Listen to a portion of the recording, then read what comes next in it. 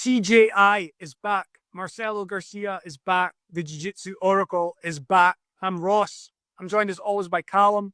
We're going to kick things off by talking about the announcement from Craig Jones that in 2025 we will see the second edition of the Craig Jones Invitational happening in Las Vegas in August. Calum, I thought CJI was the show that had the most amount of buzz about it of all the shows we've covered doing the Jiu Jitsu Oracle. So I'm super excited to see it back. What are your initial thoughts about the return of this competition? Yeah, I think it was the news everyone wanted to hear. Probably the most entertaining show of all time. Last time had some of the biggest names of all time on the show, and the athletes got the biggest payday of all time. So from everyone's perspective, I think they're happy to hear that there's another show going on. Craig alluded that he's having to borrow a lot of money for this one, hyping up. So hopefully there'll be similar prize money in this one that the athletes will be able to get, and hopefully it is a different time. Well, it is a different time to ADCC because it's happening this upcoming year, which ADCC is not on. So hopefully we'll see some of the guys that should have done CGI that were doing ADCC, the likes of Kaynan, maybe some of the new wave guys doing this competition in the mix as well. So we had Who's Number One and Fight Pass Invitational both put on shows, and we will talk about those shows later on this pod. But I think, like, as great as it is to have those shows on, and they do a good job at regularly running events, I just think the buzz, the excitement around the Craig Jones Invitational last time means that it returning is probably like the biggest thing for the sport in 2025. Word of suggestion to competitors and athletes, now you know Craig's back with a bag of money, I wouldn't be signing exclusive contracts to compete anywhere else, because if that gets in the way of you possibly participating in the Craig Jones Invitational, that could result in you not having the chance to win a lot of money. So I would like to see guys having pretty open contract situations, and then Craig being able to attract the best grapplers in the world. Because I think last time, like, they did a pretty good job filling out the brackets, but we did have that issue of ADCC running at the same time, and then so, you know, there was certainly people not in the event that I'd really liked to have seen compete there. But I think this time Craig's got a clean shot at it, other than guys might sign themselves up to take part in other events and not be able to get out their contract. Is there anything instinctively that you would like to see different from the last Craig Jones Invitational in the new one? Just before we get on to that, what you're saying about the contract, I'm just wondering what type of competition CGI would fall under in that contract, because obviously guys that are under contract for certain organizations are still able to do the likes of IBJJF competitions and ADCC, and CGI, although it is an invitational, which would lead you to believe it's more like a super fight show, it is kind of more along the lines of like an ADCC being like a once a year type of thing. So I wonder how that would work within the contracts and what competition that would fall under. Yep. As far as what I would like to see next time, to be honest, the biggest thing would just be the athletes that were doing ADCC. So the likes of, well, I don't know how they're going to do the weight classes, if they're going to mix it up a little bit or they're going to keep it under and over 80. So I would like to see, I think over under 80 is good. If they could throw in like an under 70 as well to get the smaller guys in there, that would be good as well. And then just the guys that did ADCC, like Samika Gavao, Kaynan Duarte in the mix as well, that would be really cool. Yeah, potentially over more days as well, so it's not 9-10 hours per day would be cool. I think that's my suggestions for what I'd like to see. I agree. I don't relish events that are that long. Tend to sort of dip in and out of them until we get to the more interesting matches, the bigger matches, the more prestigious matches happening. I think it's a big ask to sit for like 18 to 20 hours across a weekend. So yeah, maybe run it over 3 days or longer. especially if you don't have the pressure of another competition in the same city, you know. Oh, they're not renting out a stadium that's costing them 2 million. So Well, we'll see. I don't know. It's just in Vegas, so it could be anywhere in Vegas.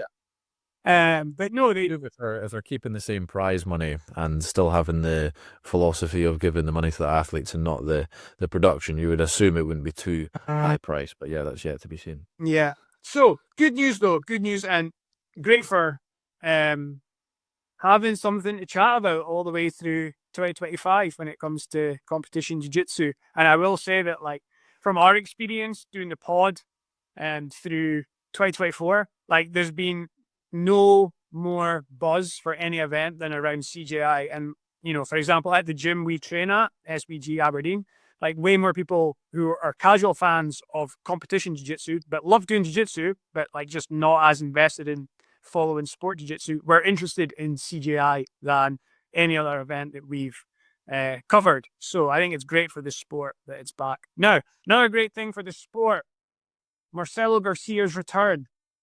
Calum, you're a big Marcelo Garcia fan. Yep. You must be super excited that we're getting to see Marcelo return to competition now that he's recovered from his health issues. I'm excited. I don't think it's the most exciting opponent. They're probably similar in age, but I don't think Minari, as good as a grappler as he was ever really on the level of Marcelo. We'll see what Marcelo is like returning to competition since he's not been active, but it's more exciting, yeah, just to kind of see him back in competition, see him perform again, and then the possibilities of who he could possibly face within one after the Minari match. So if he's looking good, if he's not looking like he's aged a lot in his competition game, we might get to see him versus the likes of maybe Cade Rotolo or Dante Leon, some other guys that are in that weight signed in at one. Whether that'll happen or not, I'm not sure. It might just be like a few fight thing against guys that are a little bit older like him, but the possibilities are quite exciting.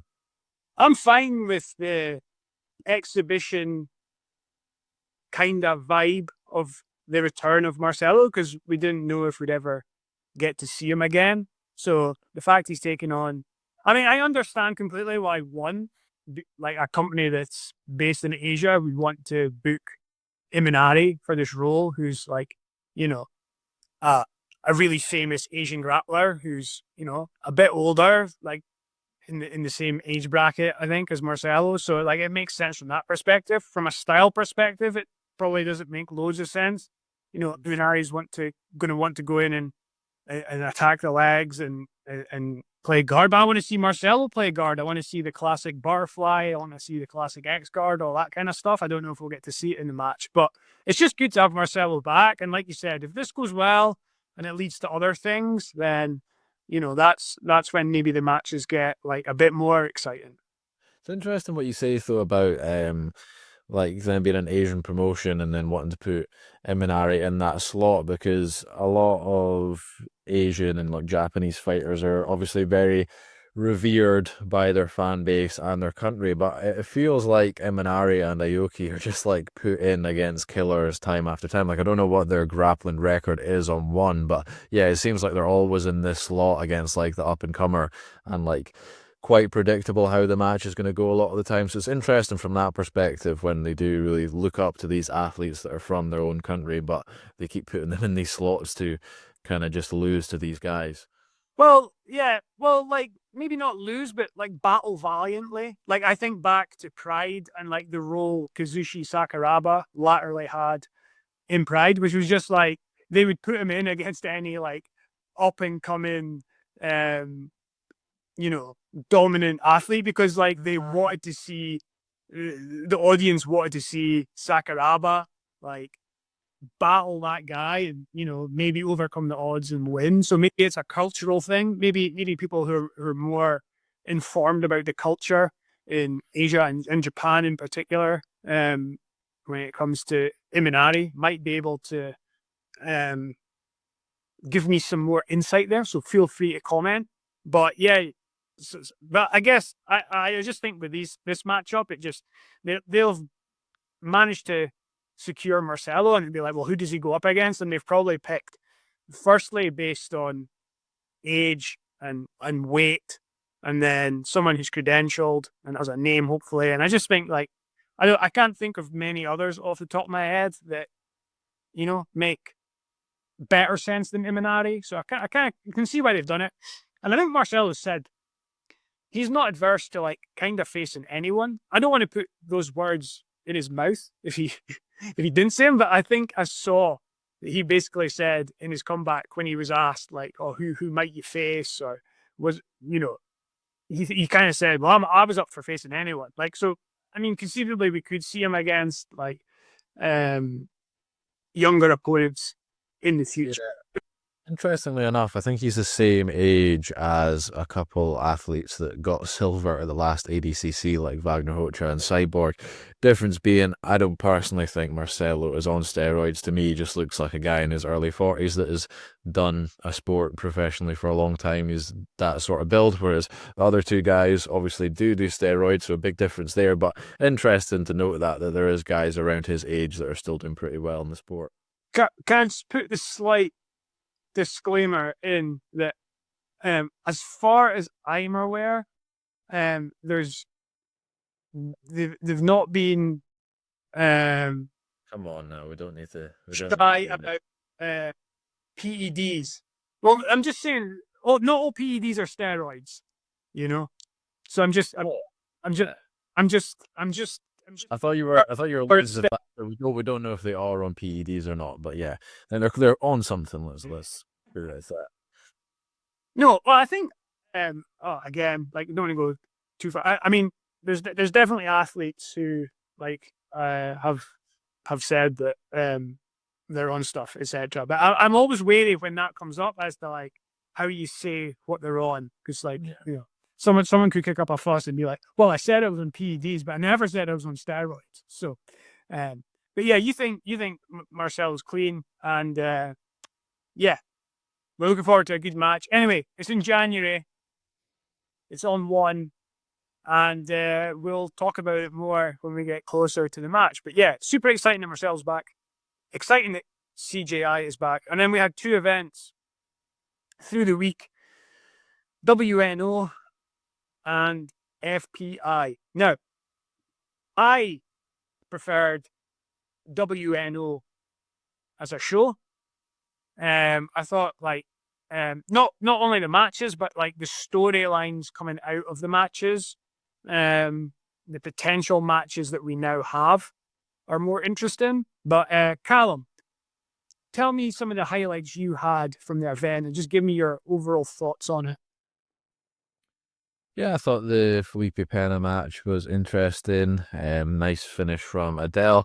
The Kaynan match with Roberto, I was a little bit disappointed to see Roberto pull guard in that match, just because the match went exactly how I thought the match would go. If Roberto did pull guard, I thought he was going to wrestle a little bit, try to get to Kaynan's back and scramble a little bit more. I thought that would have made the match a bit more interesting and raised Roberto's odds of winning the match. So it was still cool to see Tynan implement his passing game, but it just, as soon as I saw that, I just knew how the match was going to go, and it played out exactly as I thought. Pedro versus Isaac, didn't think that was very entertaining, to be honest, and not too much of a surprise given the stylistic matchup between those two. So that's my thoughts on the card. Wasn't an overly amazing card in my opinion. Let's take those 4 matches, right? Because I think there's something that can be said for all of them. So first off, we'll deal with Pedro Mourinho against Isaac Michel, which wasn't the most exciting of matches. As expected, it was all wrestling and headbutts. And really, like, Isaac was dealing with a brick wall and Pedro couldn't really get anything going.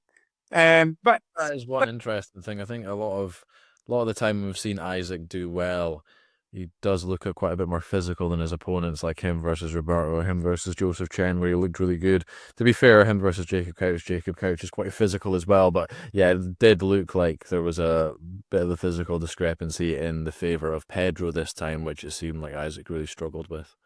Now, okay, admittedly, this match was watched on like 2-speed, 3-speed, 4-speed, right? But I think like the best bit was at the end. I don't know if the athletes were given suggestions that they should name matches in the future that they're interested in. I'm trying not to say call out opponents because it wasn't really that, but like everyone who won asked who they'd like to face, and they all had good ideas. So shout out Pedro Mourinho because he had names. I think it was Jonathan Gracie, Mika Galvao, Giancarlo Bedoni, and then even Bo Nickel. And he said, you know, let's see if Bo Nickel can take me down in jiu-jitsu. And like, sure, okay, like the match wasn't that exciting, but like regardless, Pedro had some ideas for future matches. So I'm all for that because I think we said before in our preview of the shows, it's important for there to be storylines and narrative to keep fans interested in the events and not just like random matches put together. So I will give Pedro credit from that point of view, even if the match itself wasn't that exciting. And again, Adele Fornarino, yeah, nice leg attacks, fair play, good win. And then afterwards, she was asked who she would like to face, and she mentioned Fionn Davis if they could come up with the right terms for that match to happen. Now, Adele, double gold medalist at the ADCC, weight and absolute. Fionn, pretty much revered as the best women's pound-for-pound grappler in the world right now. I think that would be a great match to make. Do you not? Yeah, I think we spoke about that beforehand. That would be a very exciting match. Obviously, Fionn did the super fight at CJI, and Adele got double gold. So, you could make the argument that because Fionn wasn't in it, that could skew Adele's value of her double gold. But she's maybe the perceived pound for pound best now because she won the absolute, which was the first women's absolute in a while. She won it at a very low weight and her weight division as well. So Fionn's definitely got the name value, but considering what they've done this year, Adele's definitely up there as far as who we think is the women's best. So I think that makes sense to make that match. Felipe Pena, some classic Felipe guard on display against Declan Mooney, 50-50, got to top. Great guillotine finish, which he eventually rolled to his back to secure. Kaynan Duarte-esque.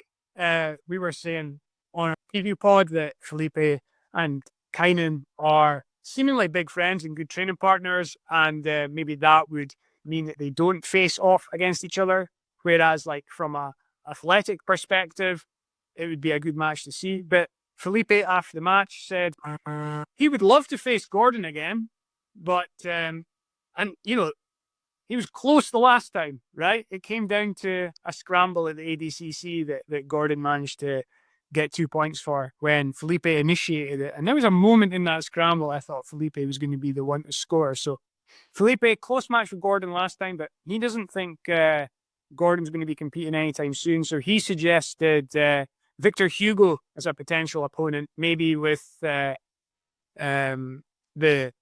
heavyweight title on the line for those two to compete for. But yeah, I think Felipe against Victor would be like an interesting match. I think considering how Felipe handled Buchecha in the absolute that he won quite a few years back, I think that would be interesting to see, considering that Buchecha and Victor Hugo are quite comparable size-wise, so that would be interesting. Yeah. And always a pleasure to see Felipe's guard in action because like at heavyweight, he's got one of the most sort of refined and interesting guards.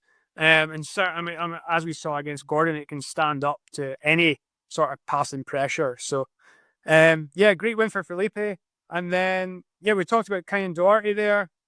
Yeah, like to be fair, like I know, yeah, Roberto pulling guard, I thought like really limited his chances to win, but like I was really impressed with the durability of his guard against Kaynan. It held. When you go. No, his guard held up well against Kaynan, being up for a long time. I think the interesting thing to me was that was maybe the first match I can think of where Roberto did look pretty tired in it. And I think that was I think Roberto thrives in the scramble, and when it comes to moving around a lot, he obviously, his cardio can hold up quite well in that sort of situation, but it was quite a different situation, like a muscular fatigue, muscular endurance situation with Kaynan, where you're constantly having to tense up your whole body and frame away to try retain your guard. So I found that quite interesting that he was able to make Roberto look pretty tired in that match. Yeah, I love Kaynan's passing, and the sort of admin that he does as he's passing guard. I just think he's so determined to get his position, and just anytime like frames or pummels are happening, he just resets the position, puts more weight into you.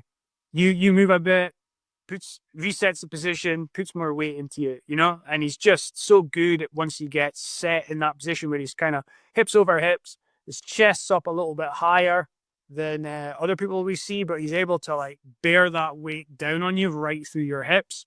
And yeah, it's no surprise to see Roberto slowing down a bit under that pressure. I also thought Roberto was kind of like late stage defense and recovery was really good. Like there's a couple of moments I felt Kaynan's getting through here and it could be trouble, but no, Roberto did really well to stay in the game and made a pretty good match of it. As for what comes next for Kaynan, I mean, like we've said, Gordon's probably not competing anytime soon, so it looks like Kaynan wants a match with Nicky Rod. Yeah, I think that is the match to make. Because we have Kaynan, sort of king of the ADCC last time, and we have Nicky Rod, who won the CJI $1 million prize for the big boys. So it makes sense for those two guys to face off. Be interesting to see what promotion it happens. I mean, like, it would be, I think that would be great for CJI next year, getting Kaynan and Nicky Rod in a match or in a bracket together and hopefully facing off. Like that's a big match in grappling yet to happen after those events. So yeah, hopefully we see those two guys. And then kind of like the main other note I want to make for the WNO review was just we saw Helena Cravar win. And I think, like, one thing I noticed when I was watching that match is if you're playing the style of jiu-jitsu where you're happy to play a sort of modern upside-down guard game, shooting for the legs, etc., but you're against an opponent who's able to defend it well posturally, like, as a viewer, it becomes pretty boring when we just go through, like, rinse and repeat cycles of, like, someone who's able to maneuver their body in like fair play, interesting ways, but to a point, but they're not actually really near finishes or getting finishes, and then it's defended, and then like they're kind of, their body mechanics are such that they're really hard to pass, which is fair play, but like if their attacks aren't really getting anywhere, I was thinking to myself watching this, it's kind of like the equivalent of NFL, which I know you don't follow, right? So just pardon me this little analogy here, but it's kind of like a team who's like good at running the ball, but like they only get like marginal gains all the time, and there's never any explosive plays. And it's like, okay, well done. Like you're getting 2-3 yards at a time, but like across 15 minutes of action, well, it's not that much action. And like there was one moment she got back to her feet, and then I thought, oh, we're going to see some wrestling here, because I know it's something that she's shown in other matches of late, but no, a guard pull, and then back to top position, and then like not like much chance of passing, I didn't really think. So yeah, it's just a note to grapplers who play that style. And it's just like, I think like you either have to be getting the finish there or getting close to it and making the guy like really escape hard to keep the action exciting, or to kind of change it up, get on top, pass guard. But just like this rinse and repeat thing gets a bit boring. Maybe my little rant there got a bit boring as well. I don't know. But Calum, how did you find these guard pullers who just like go round and round in circles chasing the same things? But like, Helena does have a good submission rate. I'm not saying she can't get it, but just in this match, it just didn't ever look like happening. Yeah, I think it is useful to be able to switch things up. Even that if that is playing guard in a different way, trying to wrestle up, or yeah, standing up to wrestle if the match really isn't going anywhere, and then if you get an opportunity to get on top, taking it. I know for myself, sometimes you can kind of have your game that you feel really comfortable in and you're in competition, which can sometimes be a really uncomfortable environment, and you just want to stick to your safe little bubble of your nice guard that is reasonably hard to pass, so you feel safe from certain attacks. I don't know if that maybe plays into it with some athletes in the kind of heat of competition, not wanting to venture outside their comfort zone. But yeah, I think when things aren't working too well, it is very valuable to be able to switch things up.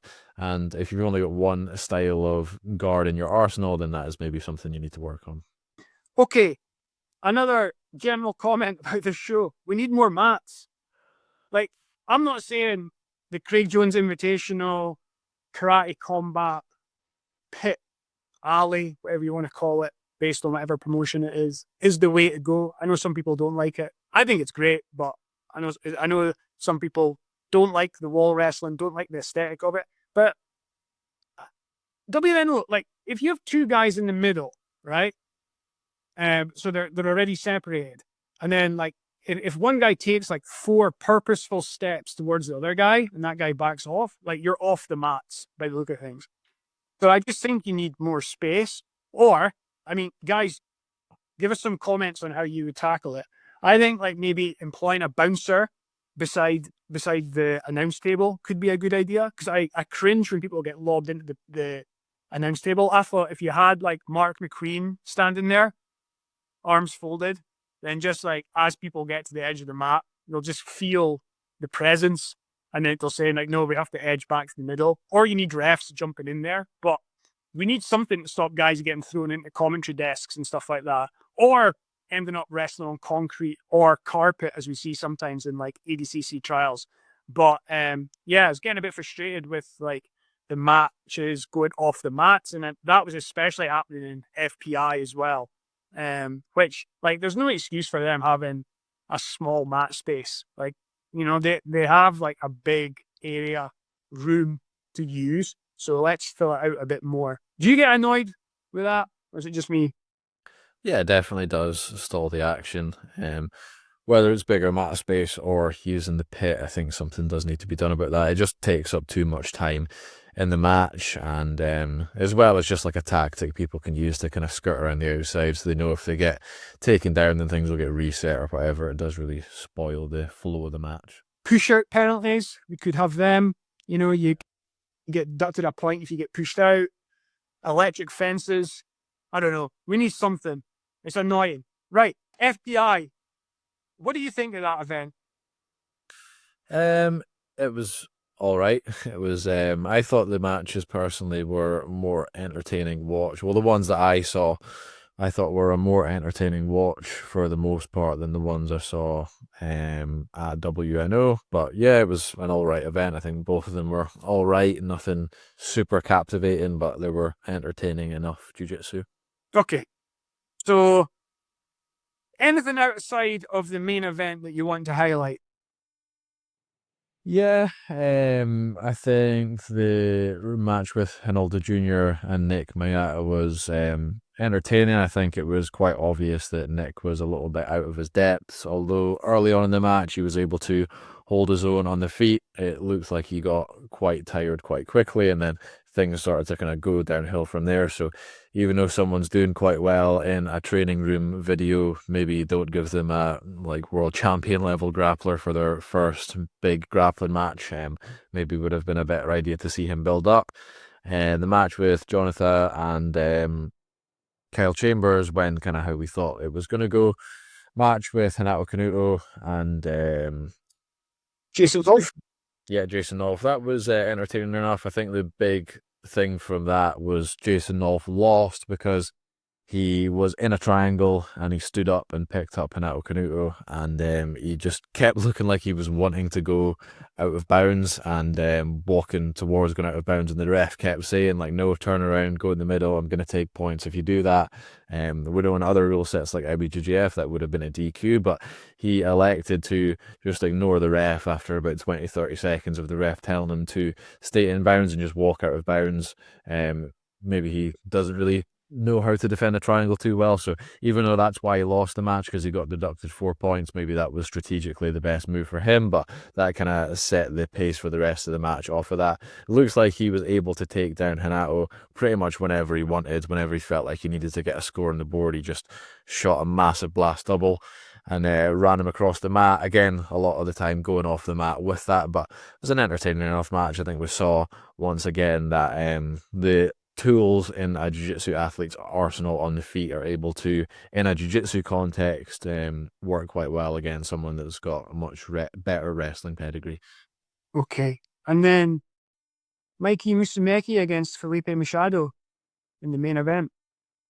Yeah, to be fair, I thought this was going to be somewhat of a lamb to slaughter sort of match that we saw with Mikey's first match at WNO a while back. But to be fair, Felipe, even though he was completely defending the entire match, was quite good to see that he was able to be in Mikey's leg entanglements and get ankle lock pressure put on him and heel hooks put on him, and he was able to ride that out quite comfortably. Mikey looking like he was getting quite frustrated with not being able to finish the match.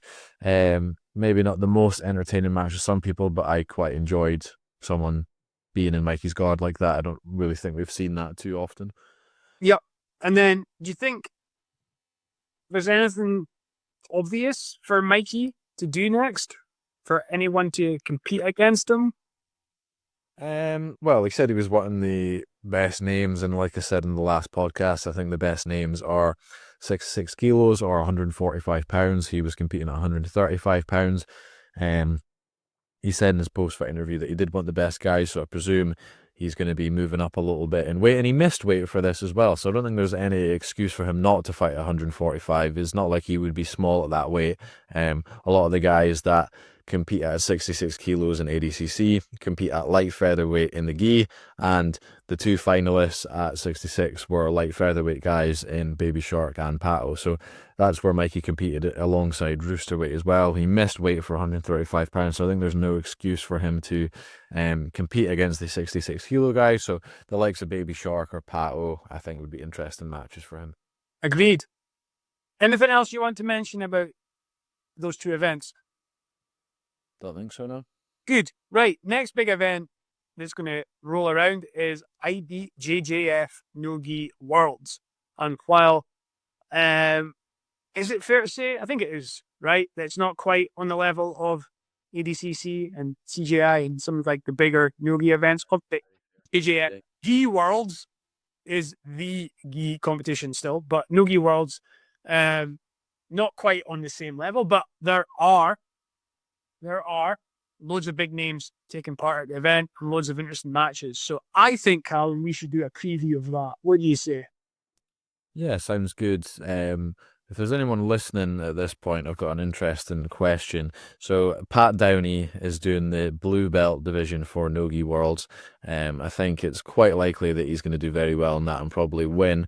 I thought it was interesting to think of someone of his caliber competing at blue belt gi worlds and whether he would win that sort of competition, and if he would win, how high of a belt level in the gi could he win? Because I think it would be a lot more difficult for a wrestler coming over to a gi competition to win compared to no gi, but I do think he is going to do very well in the no gi competition for that blue belt. Agreed. Loads of good questions there. Have we ever seen anything like that? Like wrestlers, someone as credentialed as him in at blue belt in no-gi worlds, or has anyone done purple belt, for example? So like guys who follow that scene, let us know. And then the gi question, like, has anyone made the switch? Is it possible? Good topics for conversation. So jump into the comments and let us know, and we'll be back with a preview of the IBJJF No-Gi Worlds on the next edition of the Jiu Jitsu Oracle.